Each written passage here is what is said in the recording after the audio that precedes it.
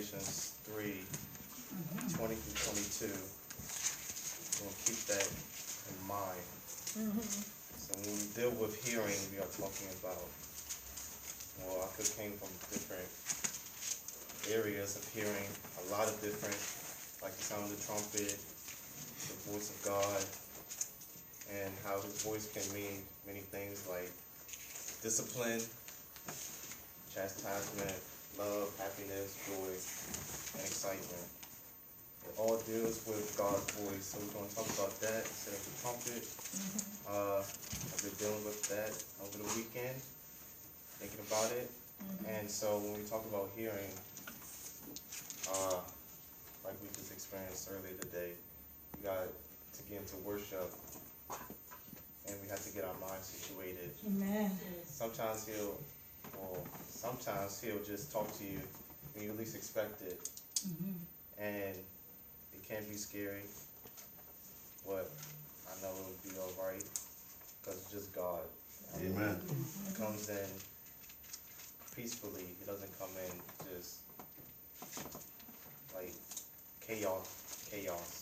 It comes in peacefully and in order. Yes. Amen. And when we read Revelations 3 and 20, it says, "Behold, I stand at the door and knock. If any man hear my voice and open the door, I will come into him, and I will sup with him, and he with me. To him that overcometh, will I grant to sit with me in my throne, even as I also overcame, and am set down with my Father in his throne. He that hath an ear, let him hear what the Spirit saith unto the churches." Amen. Amen. It really stands out. He that heareth an ear, he that hath an ear, let him hear what the Spirit saith unto the churches. We let God speak to us and use us in perfect will. He is trying to calm down. That's all right. Take your time. It's all right. Take your time. Just take your time. Just take your time. He is He's gonna speak to you. Just take your time. speaking right now. All right, there you go. It's working. Just take your time. He just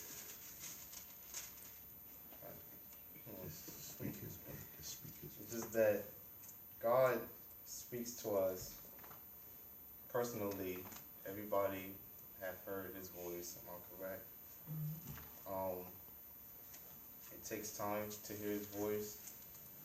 You have to get into a place by yourself. Sometimes you have to get uncomfortable, but he still speaks his voice unto you.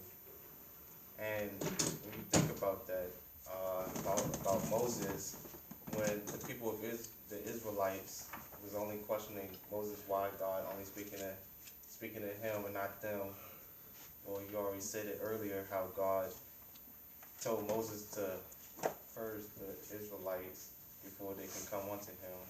And so when you think about that, think about how God is love, and he just, I want to say he's a comforter, because I believe he knew what he was doing with Moses and the Israelites, because one, he already knew that they was complaining and everything, and Moses had to deal with them. That's what his assignment was. When you think about hearing, it's like a sound, an unexpected sound, a sound that makes you go, where did that come from? You ever had that experience where you say, well, it sounds like somebody called your name and nobody's there? There you go. That's God right there, That's all trying it to is. get your That's right. attention. Come on. Well, sometimes when we're doing other things, God just tries to get our attention. We're not even hearing. We just basically not listening. There's a difference between hearing and listening, a total difference. But when you hear, you're trying to take in through your ear, not really taking it into your heart, basically. All right. And how it amazes me how people are talking and God is trying to speak to them. Well, how is God going to speak to you and you talking at the same time? It doesn't work. It don't work like that. It doesn't work. That's right. And also how that sometimes we just ignore God's voice. And it's out of the chaos that we make on ourselves, He still tries to speak to us. And sometimes we just we don't take it for granted. We don't take it for granted at all. We just happen to believe that